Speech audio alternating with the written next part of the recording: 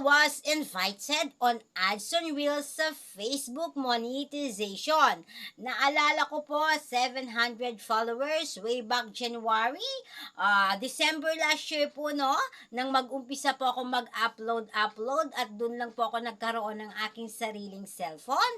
Ang ginagawa ko po, after ko po nga mag-video o upload sa aking TikTok, agad pong ina-upload ko po yon sa aking Reels sa Facebook without knowing na may watermarks pa po ang lahat ng aking TikTok at wala pa pong editing na nangyayari.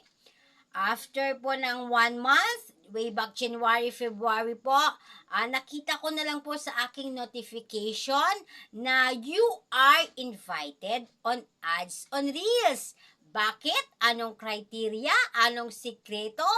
Aba, tingnan nyo na lang po ang aking mga unang upload sa Reels. Kung ilang mga uploads po ang nagagawa ko sa isang araw, more than 3 po at talagang araw-araw. Ayan, sa araw-araw na ginawa po talaga. More uploads lang po tayo ng more uploads without knowing na pwede pala tayong ma-monetize o ma-invite po pala sa ads on Reels.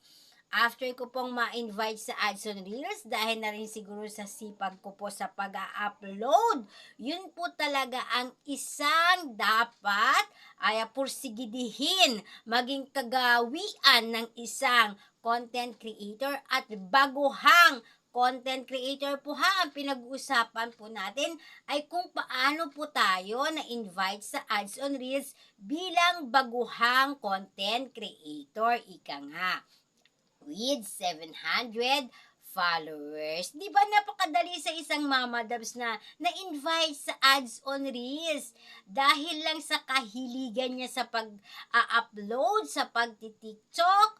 Ayan, at syempre sa ating pa-dancing at sabayan pa po ng dodge mash.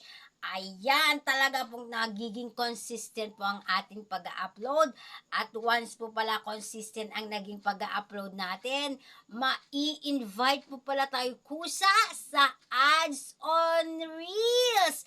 Huwag niyo po munang isipin ang mga no's at don'ts. Kasi po pagdating na po ng monetization at na-fill upan nyo at na-set up nyo na po ang inyong ads on Reels, lilitaw naman po kapag may videos po tayo na kailangan na nating tanggalan ng watermarks, baguhin ang sounds, baguhin ang mga sound effects. Lalabas po dun sa notification na your video is unable to be monetized. Ayan, no? Wala pong criteria kung ilan na dapat ang inyong followers. Hindi po katulad sa stars at sa stream ads po sa Facebook na may mga criteria po kung ilan na po dapat ang inyong mga followers. Experience ko po sa aking ads on Reels, bagong-bago lang po akong nag-a-upload noon sa Reels at may 700 followers lang po, pero na-invite po ako sa ads on Reels. Kaya sana po sa lahat ng nakakanood ng aking YouTube channel na ito, i-subscribe nyo naman si Mama Dabs na mapanood nyo po ang aking mga naging experience dito sa aking buhay Reels at buhay content creator. Wag po ninyong isipin mo na magparami ng followers. Ang mahalaga po ang pagiging consistent. Yan, kahit sa anong bagay po, kailangan po maging consistent tayo.